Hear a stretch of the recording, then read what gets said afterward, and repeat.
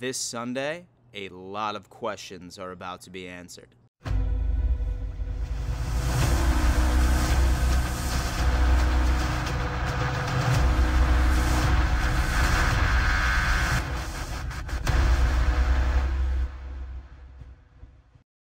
Yo ho ho, Bills Mafia. Welcome to yet another edition of the Dom Mafia Show. As always, your host, Dan Mitchell. Say, for example, that you are new here. I am an avid member of the Bills Mafia, and I regularly put out videos about the Buffalo Bills and the NFL in general. If that is your cup of tea, I highly recommend subscribing to this channel, and as always, smashing the ever-living out of that like button. Bills versus Bengals. Josh Allen versus Joe Burrow.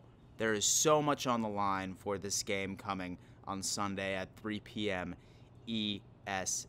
Yet again, another team just in the way for the Buffalo Bills' potential Super Bowl run. As we ended up getting a sneak peek of this matchup just a couple of weeks ago before the tragedy of Damar Hamlin, but still, these teams seem to be pretty evenly matched, and I am absolutely excited to see it unfold. As always, this is one of my preview videos. I am going to be dissecting exactly what the Buffalo Bills offense needs to do against the Cincinnati Bengals defense, and what the Buffalo Bills defense needs to do against the Cincinnati Bengals offense in order to be successful. But right before we dive into that, I do need to give a giant shout out to today's sponsor, and that just so happens to be Prize Picks. Prize Picks is hands down the #1 player prop bet platform on the market today. It is super easy to use. Simply just pick anywhere between 2 to 6 players, and as long as you predict correctly compared off the projections that Prize Picks puts out, you have the opportunity of winning some serious cash. Best part about it is that they are hooking up my audience. The second that you download the app, make sure you use the code DONMAFIA, and they will match 100% of your initial deposit all the way up to $100. They're essentially giving you free money. And if you know what you're doing, you can turn that into easy money. It's the playoffs are the most exciting time to put some money down on your favorite players, exceeding expectations or shitting the bed, so definitely check that out. Yeah, Bills Mafia, I'm nervous about this game, I'm not gonna lie to you. I really am, and it's mostly because I found a fun fact that the Bills have been favored in every single game so far this year. And while we're 14-3 at this point, I think all of us still have that bad taste in our mouth based off of how we scraped by the Miami Dolphins during the wild card weekend. I'm not really one to hang my hat on that too much, especially compared to the fact that the Bengals struggled just as much against the Baltimore Ravens. It's divisional opponents right in the playoffs. Things like that are going to happen. However, there's still some things that I feel like everybody is worried about, Bills fans and Bengals fans alike. When I look at this Bengals team, they remind me a lot of the Buffalo Bills. Number one, they know their identity, and they are literally a pass-first team. They abandon the run when it's working, and both defenses are very efficient and have the ability to make big plays when they need to. As much as I want the Buffalo Bills to go out there and absolutely lay an ass-whooping on these fools, it's going to be yet another anxiety-inducing game, and I'm not sure how much more my cardiac health can take it. But starting off, let's take a look at the Cincinnati Bengals offense. Starting off with the quarterback, Joe Burrow. Now, I'm not going to lie to you, I have a lot of respect for this guy's game. He's elite, he's one of the best in the league, and probably one of the most pinpoint accurate quarterbacks out there to this day. It certainly helps that he has the best trio of wide receivers in the game between Jamar Chase, between Tyler Boyd, and T. Higgins, and he absolutely loves feeding the ball to all three of these guys. Perfect example would have to be that first matchup, the very first play of the game. Joe Burrow uncorks a deep ball all the way to Jamar Chase, who had Trey White burned at that point. He is going to make sure that all three of those are in the game plan. The thing about the Cincinnati Bengals is there's nothing really wildly creative about this offense. They're a West Coast offense, and Joe Burrow literally just drops back and he looks for one of those three. I wouldn't say that this is a team that has the ability to adjust. They know their game, and their game works, so they stick with it, but sometimes even to their detriment. One thing that makes me feel a bit confident that I think the Buffalo Bills defense has opportunities of making plays is when you look at the Buffalo Bills defense, first quarter of the game, according to PFF, DVOA, our defense is legitimately 20th to like 24th in the entire league.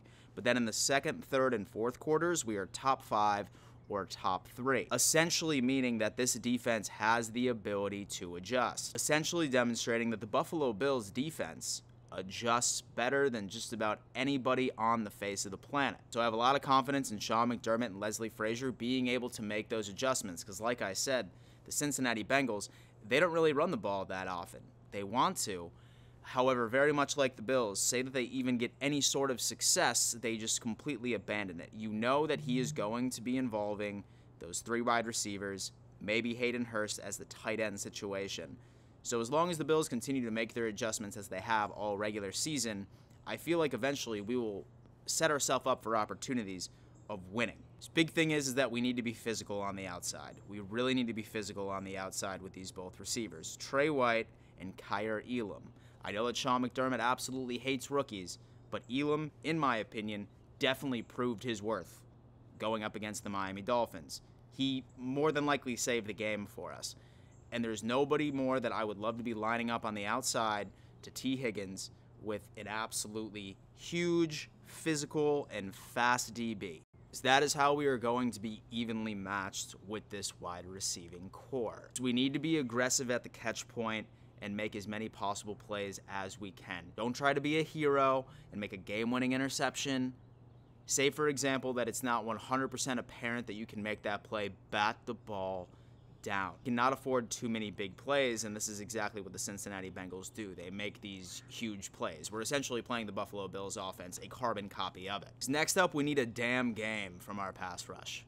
We really, really, really do. Joe Burrow more than likely is going to be without 3 out of the 5 starting offensive linemen going to this game. We need to take advantage of as many opportunities as humanly possible. If Jordan Phillips can go, we're going to need him involved. So we need Ed Oliver to continue to earn his contract, which he has already, but this would probably just put the damn cherry on top. Say, for example, that he can get Burrow on his ass a couple of times. And then our defensive ends. There are so many mismatches on that offensive line. We need to make sure that Joe Burrow is having a very, very difficult time going through his progressions. He already gets rid of the ball relatively fast. Maybe that has to do with the fact that last year he had a terrible offensive line, still made the Super Bowl anyway. But we need to be able to make plays on the front. As far as our defense is concerned, it's number 1, the DBs need to play physical, and the defensive line needs to take advantage of matchups that, on paper, they should win 9 out of 10 times. With Tremaine Edmonds and Matt Milano, they just need to keep on playing their game and make sure that they can take Hayden Hurst out of the equation as often as humanly possible. So now it comes down into the Cincinnati Bengals defense and then also the Buffalo Bills offense. Rule number 1 for the Buffalo Bills offense is don't turn the ball over. We do not want to gift wrap and hand over an extra possession to the Cincinnati Bengals offense that is top 10, top 5 in the league for overall red zone conversion. We cannot have that happen. We need to play complementary football. I'm not saying to go out there and be captain check down and be a little bitch about things. Definitely take those big chunk plays if they're open. I don't want to see Josh Allen whipping a 40-yard bomb down into triple coverage, especially if the game is literally determined by a 1-score margin. Taking care of the football is the number 1 priority that we need to focus on. Now, when I look at the defense, there's a couple of things. They're very, very good. Their front 7, very, very good at pressuring the quarterback. However, among the last in the league for sacks. They just can't get home. However, they do see a lot of pressure on the quarterback by itself. Thank God Josh Allen has literally the highest QBR in the NFL when it comes to being pressured. So this is a solid thing. So what this tells me is that while Josh Allen may not have all the time in the pocket in the world, thank God he's a mobile quarterback, he might have the ability to be able to extend plays with his legs out to the outside. I'm sure they ended up watching film on the Miami Dolphins game. More than likely, they're going to have one of their linebackers spying Josh Allen. And so, however, I think I'm going to go on ahead and take Josh Allen's athleticism over that unit as a whole. So while the defensive line is going to present some sort of pressure, not really anticipating a lot of sacks since they really haven't been able to bring it home at all this year. Secondary is interesting. Jesse Bates in the middle, that safety, he's an absolute ball hawk. He's somebody that Josh Allen is going to have to keep an eye out for. And so he's a top 3 safety in the league. He's somebody that everyone needs to worry about. However, there are massive, massive opportunities on the outside. They have a rookie DB, and then they have Eli Apple on the outside. In my opinion, I think Josh Allen needs to target Gabe Davis and Stephon Diggs as much as humanly possible. I'm sure that they're probably going to try and then throw Bates in on some double coverages, especially within the gaps on Stephon Diggs, but get Beasley involved, get John Brown involved, get Dawson Knox involved. Get as many of the playmakers as you possibly can, but the biggest opportunities, hands down, are going to be those two DBs on the outside. And Josh Allen was picking on them during the single drive that we had that first game a couple of weeks ago, and as long as we can continue to expose that, that is how we are going to be able to be continuously successful against this defense. Now, final score predictions, man, this is going to be a shootout. This is like playoff football right now. This is going to be one of those games that Good Morning Football and all the national media is going to be talking about for the next 5 or 6 days. It's going to be like a 13-second sort of game for the Bills and the Bengals situation. And so I see the Buffalo Bills winning, but I see them winning 38-35. And so I'm even nervous putting that potential score out there because there's a possibility that it might even be closer. Hell, it might even go into overtime. We don't even know at this point. But those are my initial thoughts for the game. Do me a favor, sound off in the comments. What are your concerns? What are some weaknesses of the Bengals offensively or defensively that you think that we can expose to come out victorious? I'm nervous as shit. I'm not going to lie to you, but I trust my team to bring it on home.